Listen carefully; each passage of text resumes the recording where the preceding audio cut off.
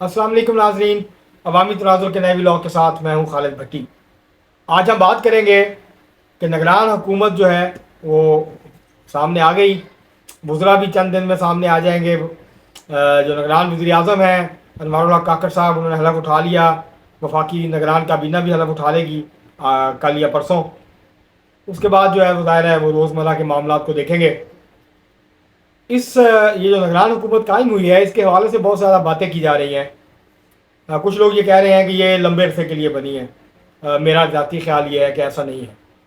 مجھے نہیں لگتا کہ یہ 6-7 ماہ سے زیادہ چلے گی حکومت، کیونکہ حلقہ بندیوں کے لیے 4 ماہ درکار ہیں اور پھر 2 سے 2.5 ماہ الیکشن کے لیے درکار ہوں گے۔ اور یہ 6-6.5 ماہ جو ہیں وہ فروری کے آخر میں یا مارچ کے شروع میں اس بات کا غالب امکان ہے کہ انتخابات ہو جائیں گے۔ لیکن اگر یہ حکومت 6-7 ماہ بھی چلتی ہے نگران حکومت، تو پاکستان کی تاریخ کی یہ 8ویں نگران حکومت ہے، اور یہ پاکستان کی تاریخ کی سب سے طویل عرصہ رہنے والی نگران حکومت بھی ہوگی۔ اس سے پہلے جو سب سے طویل نگران حکومت وجود میں آئی تھی وہ محمد میاں سمرو، جو اس وقت سینٹ کے چیئرمین تھے، ان کو نگران وزیر اعظم بنایا تھا جنرل مشرف صاحب نے۔ تو وہ 4 ماہ سے کچھ زیادہ جو ہے ٹائم انہوں نے گزارا تھا حکومت میں۔ لیکن لگتا یہ ہے کہ یہ جو انوار الحق کاکڑ صاحب کی جو نگران حکومت ہے، یہ اس کا ریکارڈ جو ہے وہ توڑ دے گی، اور یہ جو ہے حکومت جو ہے فروری مارچ تک جائے گی، اور پھر جب انتخابات ہو جائیں گے تو اس کے بعد پھر نئی حکومت آ جائے گی۔ مجھے نہیں لگتا کہ یہ حکومت بہت زیادہ عرصہ جو ہے وہ اس کو کھینچا جائے گا، یا یہ اس کو مزید کھینچنے کی کوشش کریں گے اس سے زیادہ، کیونکہ اب یہ ایک آئینی مجبوری ہے۔ اگر 90 دن میں انتخابات آئینی مجبوری ہیں، آئینی تقاضا ہے، تو عام انتخابات سے پہلے حلقہ بندیاں ہونا، جب مردم شماری کا نوٹیفکیشن ہو جائے تو پھر اس کے بعد حلقہ بندیاں کرنا جو ہے وہ بھی آئینی تقاضا ہے، اور وہ بھی اتنا ہی ضروری ہے جتنا کہ عام انتخابات کا انعقاد ہے۔ تو اب جو ہے وہ 4 ماہ سے آپ بہت زور لگائے گا تو 3 ماہ، اس کے بعد ہائی کورٹس میں پٹیشنز جائیں گی، سپریم کورٹ تک پٹیشنز جائیں گی، اور پھر یہ معاملہ چلتا جائے گا حلقہ بندیوں کا۔ عام ووٹرز کے لیے حلقہ بندی میں اتنا مسئلہ نہیں ہوتا، لیکن جو لوگ امیدوار ہوتے ہیں اور جو الیکشن لڑاتے ہیں امیدواروں کو، تو ان کے لیے حلقہ بندی بڑی اہم ہوتی ہے کہ کون سا علاقہ ان کے حلقے میں آیا، کون سا علاقہ نکال دیا گیا، جو ہے وہ ان کے کتنے ووٹرز حلقے سے نکل گئے، کتنے مخالفین کے ووٹس آ گئے، تو یہ ساری کیلکولیشنز وہ کرتے ہیں۔ تو اس لیے بہت قریب سے دیکھا جاتا ہے، جو امیدوار ہوتے ہیں، جو ان کو الیکشن لڑانے والے ہوتے ہیں، جو ان کے سپورٹرز ہوتے ہیں، تو وہ بہت قریب سے دیکھتے ہیں سارے معاملے کو۔ تو الیکشن کمیشن کو اس کے لیے ٹائم چاہیے، ٹائم درکار ہے، اور ابھی تک کوئی ٹائم لائن کا اعلان نہیں کیا الیکشن کمیشن نے کہ کب تک وہ حلقہ بندیوں کو مکمل کریں گے، کہ اس کے بعد ہی انتخابات کی جو تاریخ ہے اس کا اعلان جو ہے وہ ہو پائے گا، یا الیکشن کمیشن ایک ٹینٹیو ڈیٹ دے سکتا ہے کہ حلقہ بندیوں کے بعد پھر یہ الیکشن شیڈول آئے گا، اور پھر جو ہے اس تاریخ تک ہم انتخابات جو ہے وہ کروا پائیں گے۔ لیکن یہ بات طے ہے کہ 6 سے 7 ماہ یہ نگران حکومت جو ہے وہ اس کا یہ قائم رہے گی۔ اس دوران یہ حکومت جو ہے IMF سے ہونے والا جو ایگریمنٹ ہے اس کی تمام شرائط کو پوری اسپرٹ کے ساتھ لاگو کرے گی۔ اور آج روپیہ گرا ہے، ڈالر تگڑا ہوا ہے، پہلی سلامی ملی ہے۔ اس کے بعد اس حکومت نے تیل کی قیمتوں میں اضافے کا فیصلہ کرنا ہے۔ خبریں آ رہی ہیں کہ پیٹرول 12 روپے، ڈیزل 20 روپے سے 22 روپے، اور لائٹ ڈیزل جو ہے 8 روپے تک اس کی قیمت میں اضافہ ہو سکتا ہے۔ تو ابھی فیصلہ جو ہے وہ نگران وزیر اعظم نے کرنا ہے۔ تو اس سے عوام مہنگائی جو ہے اور بڑھے گی، اور عوام کی جو تکالیف ہیں اس کے اندر اور اضافہ ہوگا، اور زیادہ مہنگائی کا ایک نیا جو طوفان ہے وہ آئے گا اس سے۔ اس کے بعد ہو سکتا ہے بجلی کی قیمتیں بھی بڑھیں، گیس کی قیمتیں بھی بڑھیں۔ وہ تمام کام جو کہ IMF کہہ رہا ہے کرنے کے لیے، وہ یہ نگران حکومت بغیر کسی تحمل کے، بغیر کسی ہچکچاہٹ کے کرے گی، کیونکہ انہوں نے نہ کسی سے ووٹ لینے ہیں، نہ یہ کسی کو جواب دیں۔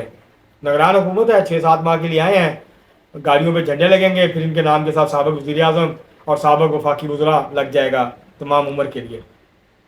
تو ان کو پتہ ہے کہ ہم 6-7 ماہ کے لیے ہیں، اور ہم نے جو کرنا ہے، جو ہمیں کہا گیا ہے وہ انہوں نے کرنا ہے، وہ کر کے چلے جائیں گے۔ دوسرا جو مسئلہ ہے اس کے ساتھ، مجھے یہ لگتا ہے کہ انتخابات جو ہیں وہ شاید اس سے آگے بہت زیادہ نہیں جائیں گے، اور اس دوران جو ہے حلقہ بندیوں کے بعد جو ہے عام انتخابات کی تاریخ کا اعلان ہو جائے گا، اور پھر تیاریاں جو ہیں وہ شروع ہو جائیں گی۔ اسی کے ساتھ ایک معاملہ ہے، وہ یہ کہ تحریک انصاف کے چیئرمین ظاہر جیل میں ہیں۔ جو وقت گزر رہا ہے، تحریک انصاف کے حلقوں کے اندر مایوسی میں اضافہ ہو رہا ہے، اور وہ لوگ وہ جو ہے الیکٹیبلز، وہ تگڑے امیدوار جو انتظار کر رہے تھے کہ شاید کچھ معاملہ طے ہو جائے, سدھار آ جائے, جب وہ نہیں آ رہا تو اب مزید لوگ جو ہیں وہ پارٹی چھوڑ رہے ہیں. مخدوم سام بخاری صاحب جو ہیں اکاڑا سے MP تھے, صوبائی وزیر بھی رہے, انہوں نے آج پارٹی چھوڑ دی, استحکام پارٹی میں چلے گئے, استحکام پاکستان پارٹی میں. کرنل ہاشم ڈوگر نے اعلان کیا تھا کہ میں پارٹی چھوڑ رہا ہوں, لیکن آج وہ بھی استحکام پارٹی جو ہے اس کے اندر شامل ہو گیا. تو لگتا ہے کہ مزید لوگ جو ہیں وہ ادھر آئیں گے, اور KP سے مزید لوگ جو ہیں وہ پارلیمنٹیرینز جو ہے پرویز خٹک صاحب کی اس کے اندر شامل ہوں گے.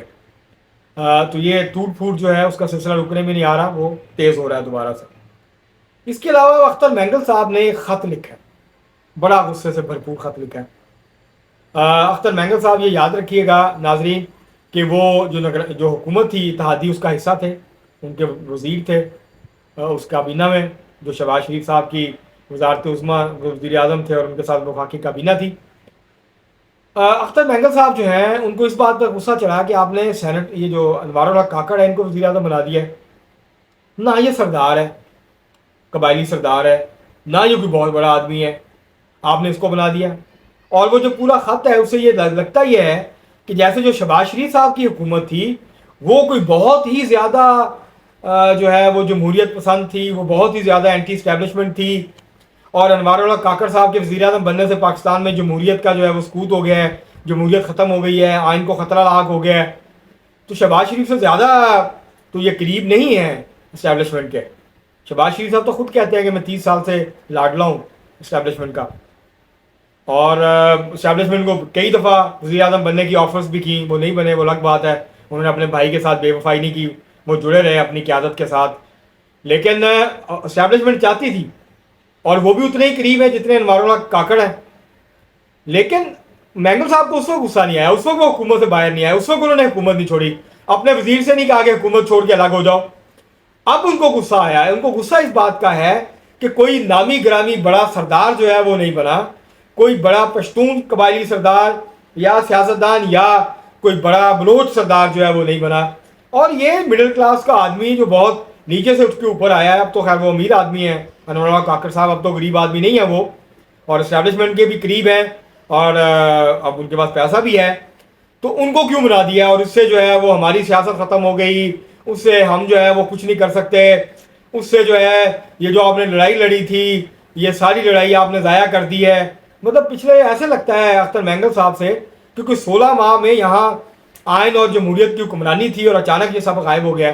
تو دراصل وہ اپنا ذاتی غصہ جو ہے وہ انہوں نے نکالا ہے انوار الحق کاکڑ صاحب پہ. وہ شاید وہ کس بات کا غصہ ہے یہ میں نہیں کہہ سکتا, لیکن ان کے خط جو لکھا انہوں نے قائد نون لیگ اور سابق وزیر اعظم جناب میاں نواز شریف صاحب کو, اس سے یہ واضح ہوتا ہے کہ وہ ان کو ذاتی طور پہ بہت زیادہ دکھ ہوا ہے, غم ہوا ہے, اور ان کو تکلیف پہنچی ہے یہ جو تعیناتی ہوئی ہے انوار الحق کاکڑ صاحب کی بحیثیت نگران وزیر اعظم. اور اس کی اور کوئی وجہ نظر نہیں آتی, کیونکہ جتنا خوش جو ہے قوانین سے لے کے قانون سازی سے لے کے پالیسیز تک اگر آپ دیکھیں تو شہباز شریف صاحب کی حکومت نے کس معاملے میں اسٹیبلشمنٹ کو انکار کیا ہے. تو وہ اسی کا تسلسل ہے یہ حکومت, یہ جو نگران حکومت ہے یہ اسی اتحادی حکومت کا تسلسل ہے. تو وہ انہوں نے کوئی ذاتی جو ہے اپنا غصہ نکالا ہے, اور انہوں نے جو ہے وہ کہا کہ جی جمہوریت ختم ہو گئی اور وہ آئین ختم ہو گیا, ہماری سیاست ختم ہو گئی. تو یہ جو ہے اس سے یہ نظر آتا ہے کہ ان کا ذاتی معاملہ زیادہ ہے, آئین اور جمہوریت کا معاملہ اور سیاست کا معاملہ جو ہے وہ اس کے اندر جو ہے وہ کم لگتا ہے ان کو. ہاں یہ ہو سکتا ہے, ظاہر ہے ان کا پشتون قبیلے سے تعلق ہے, کوئٹہ سے تعلق ہے, بلوچستان سے تعلق ہے, تو ہو سکتا ہے وہ اثر انداز ہو سکتے ہیں, اس میں کوئی شک نہیں ہے. اب دیکھنا ہوگا ان کے کنڈکٹ سے, ان کے عمل سے کہ وہ کس حد تک اثر انداز ہوتے ہیں یا نہیں ہوتے. لیکن اس سے پہلے اس قسم کی تنقید کرنا اور خط لکھنا جو ہے وہ کوئی اس کی کوئی جواز جو ہے وہ بظاہر جو ہے وہ نظر نہیں آتا. تو ناظرین یہ آج کا ہمارا ولاگ تھا, ہم نے آپ کے سامنے رکھا. ہم اس کو سم اپ کرتے ہوئے مجھے یہ لگتا ہے کہ یہ اس میں کوئی شک نہیں ہے کہ یہ پاکستان کی تاریخ کی سب سے لمبی نگران حکومت ہوگی, لیکن اتنی لمبی نہیں ہوگی جتنا یہ کہا جا رہا ہے کہ 2 سال. انتخابات یہ لگتا ہے کہ فروری یا مارچ کے اندر ہو جائیں گے, اور پھر ایک نئی منتخب حکومت جو ہے وہ وجود میں آ جائے گی. اور وقت کے ساتھ ساتھ عمران خان صاحب کی جو مشکلات ہیں وہ کم نہیں ہو رہی, وہ بڑھتی جا رہی ہیں, ان کی ضمانتیں خارج ہو رہی ہیں, اور ان کے گرد جو شکنجہ ہے وہ مزید جو ہے وہ سخت ہوتا جا رہا ہے. جو لوگ گرفتار نہیں ہوئے تھے آہستہ آہستہ وہ اب گرفتار بھی ہو رہے ہیں. ان کا بھانجا حسان نیازی جو ہے وہ بھی گرفتار ہو گیا. تو مشکلات تحریک انصاف کے لیے بڑھ رہی ہیں. اور ابھی تک جو الیکشن کیمپین ہے اس کا آغاز نہیں ہوا، لیکن اب یہ لگتا ہے کہ آہستہ آہستہ جیسا سندھ میں جو ہے وہ بھی نگران وزیر اعلیٰ کا جو ہے وہ انتخاب ہو گیا. جسٹس ریٹائرڈ مقبول باول جو ہیں، مقبول باقر جو ہیں وہ نئے وزیر اعلیٰ ہوں گے، نگران وزیر اعلیٰ سندھ ہوں گے. بہت بہت معتبر نام ہے. اس کے اوپر ہم اگلے جو ویلاگ ہے اس کے اندر بات کریں گے ان کے حوالے سے. آج کے لیے اتنا ہی. بہت شکریہ.